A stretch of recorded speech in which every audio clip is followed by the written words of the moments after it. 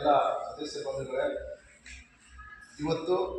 ನಮ್ಮ AVSS ಸಹಕಾರ ಸಂಘದ ವತಿಯಿಂದ ಮಂಡ್ಯ ತಾಲೂಕಿನಲ್ಲಿ ಸುಮಾರು 200 ಜನರಿಗೆ ಯಶಸ್ವಿನಿ ಕಾರ್ಡ್ಗಳನ್ನು ಮಾಡಿಸಿ, ಅವರಿಗೆ ನೋಂದಣಿ ಮಾಡಿಸಿ, ಏನು ಆರೋಗ್ಯದ